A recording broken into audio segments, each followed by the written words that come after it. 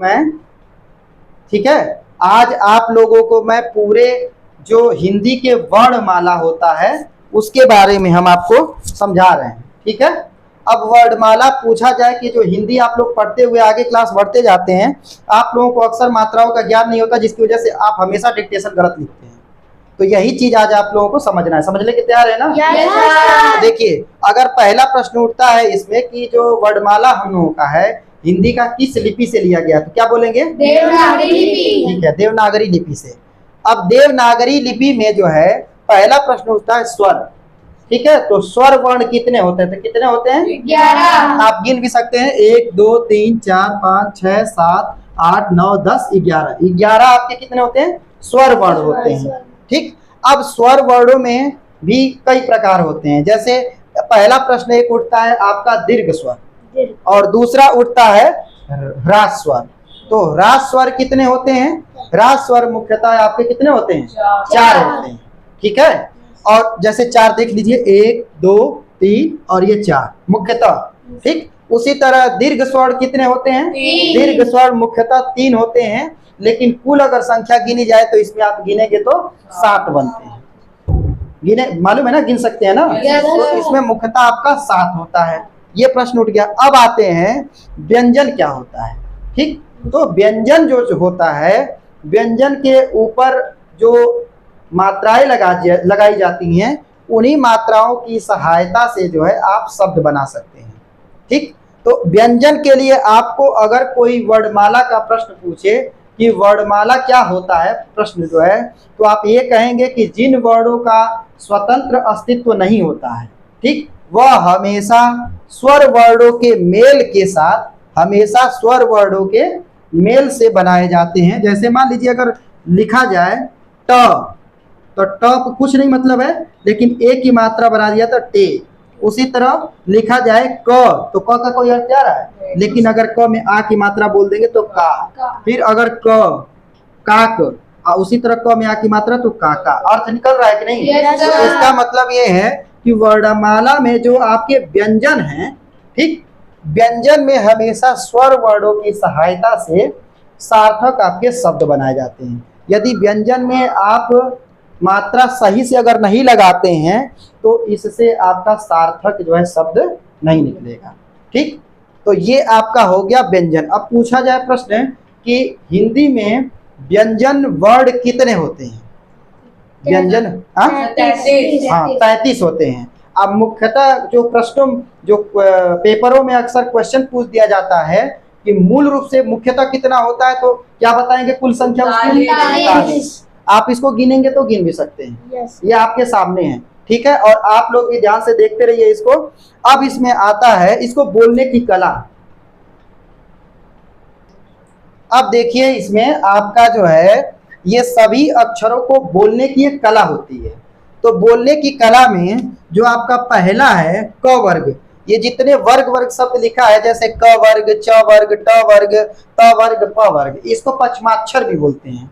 क्या बोलते हैं? पचमाक्षर इसलिए बोलते हैं कि ये 5 अक्षरों का मेल होता है। देखिए 1 2 3 4 5, सब में 5 का सेट है कि नहीं? इसीलिए इसको पचमाक्षर बोलते हैं। अब पचमाक्षर में ये 5 जो अक्षर लिखे हैं, इसके बोलने की कला होती है। जैसे पहला जो क वर्ग होता है वो कंठ से बोलते हैं। कंठ बने गले से। जैसे देखिए क, ख, ग, घ, ठीक, अंग, ठीक है। उसी तरह अगला आता है च वर्ग, जिसको तालु से बोलते हैं, जैसे च, ठीक। उसी तरह छ, ज, झ, आ रहा है ना?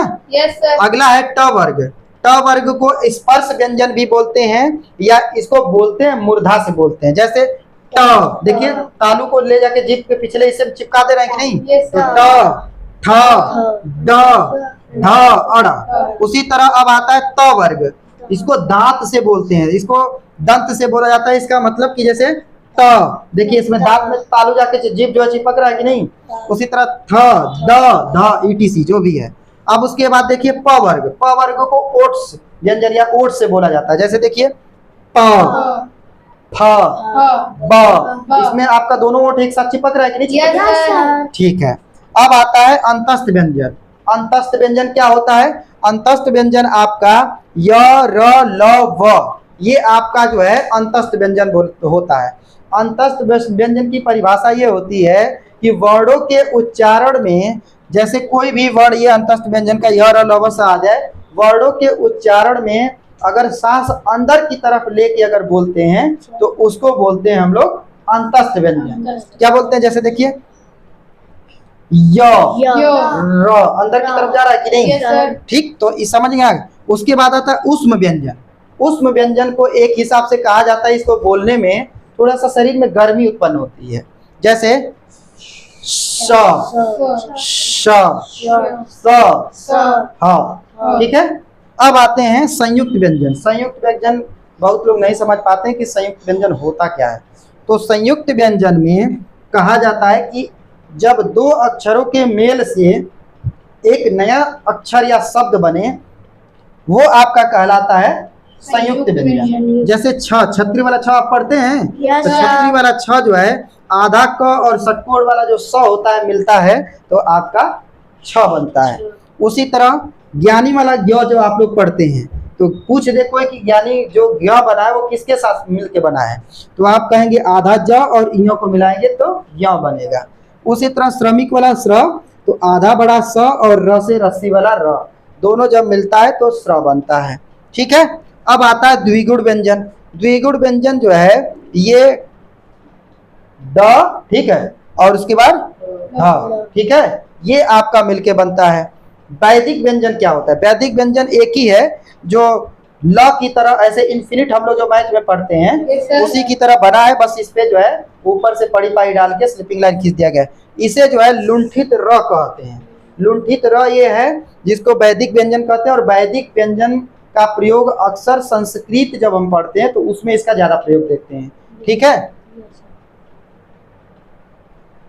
अब इसमें आपका पास ये बचा अनुस्वार और अनुनासिक। अनुस्वार जो होता है अंक की मात्रा को बोलते हैं, और अनुनासिक जो होता है वो चंद्रबिंदी आप लोग जो बोलते हैं Yes, उसको sir. बोलते हैं। और विसर्ग जो है वो विसर्ग 2 डॉट होता है, इसको बोला जाता है। ठीक।